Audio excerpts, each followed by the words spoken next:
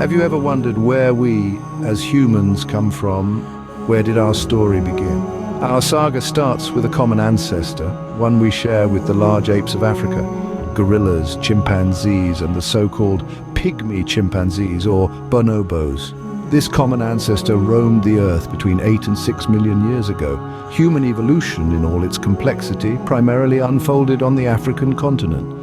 The fossils of early humans, those who lived between 6 and 2 million years ago, are found exclusively in Africa. Humans are a diverse group, with scientists recognizing around 15 to 20 different species. However, the plot thickens as not all scientists agree on how these species are related or which ones simply faded into extinction. In fact, many of these early human species, perhaps the majority, left no living descendants. The scientific community continues to debate how to identify and classify these early human species, as well as what factors influence their evolution and eventual extinction. From Africa, early humans embarked on a grand journey, migrating out of their homeland into Asia. This monumental migration likely took place between 2 million and 1.8 million years ago. Europe was a later destination, with early humans arriving between 1.5 million and 1 million years ago. Modern humans, the species we belong to, populated many parts of the world much later. For instance, humans arrived in Australia probably within the past 60,000 years, and in the Americas within the past 30,000 years or so. The beginnings of agriculture and the rise of the first civilizations occurred within the past 12,000 years. So our roots trace back to Africa, but how sure are we that East Africa is the cradle of humanity? Let's delve deeper into the evidence in the next scene.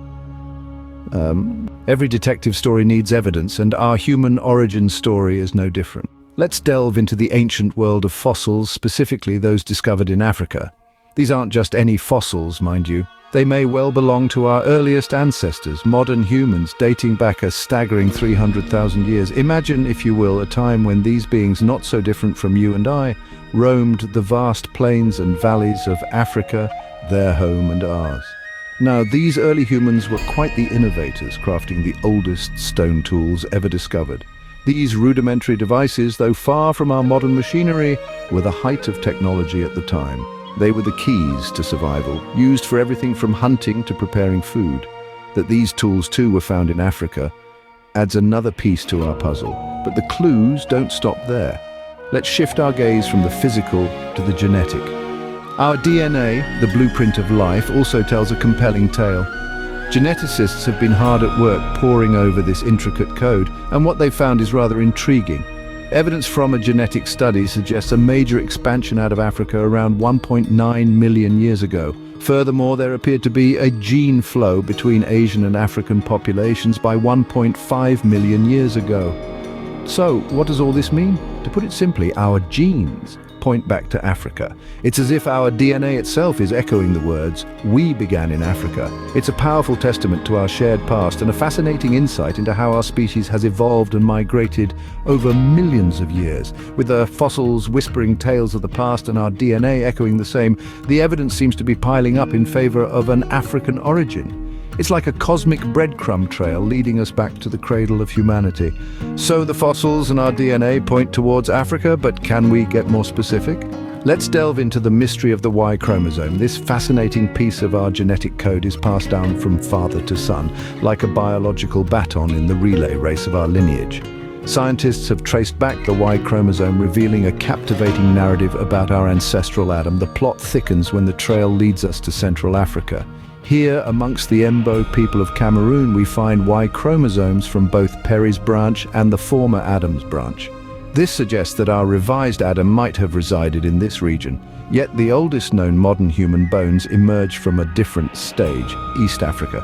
These relics of our past, weathered by the sands of time, beg the question: if Adam lived in Central Africa, could modern humans have originated there? The picture becomes even more complex when we venture further into the genetics of modern people. We are left in a labyrinth of conjecture and hypothesis as we try to reconcile geographical differences in diversity today with possible spread and extinction in the intervening years. The Y chromosome led us to Central Africa and the bones to East Africa. But what about the female line of descent? Stay tuned as we trace back the DNA that is passed down from mother to child, leading us to our mitochondrial Eve.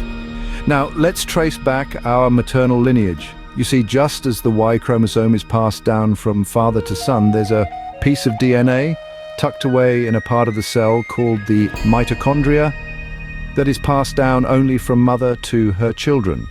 This mitochondrial DNA allows us to trace our lineage back through the maternal line, leading us to a figure we call Mitochondrial Eve. Think of her as the mother of all mothers. Our Mitochondrial Eve is estimated to have lived about 190,000 years ago. And where do you think she called home? The evidence points us to southeastern Africa, which seems to be a recurring theme in our journey, doesn't it? But remember, modern humans carry DNA from both Adam and Eve. This mosaic of genetic material, this shared history, resides in each and every one of us, connecting us to a common past. It's a complex tale of survival, migration, and adaptation. So our genetic journey takes us back to East Africa, the birthplace of humanity. The evidence may not be conclusive, but it certainly paints a compelling picture, a picture of a time when our ancestors first walked the earth, of a place that saw the dawn of human existence, a place we can all, in some ways, call home.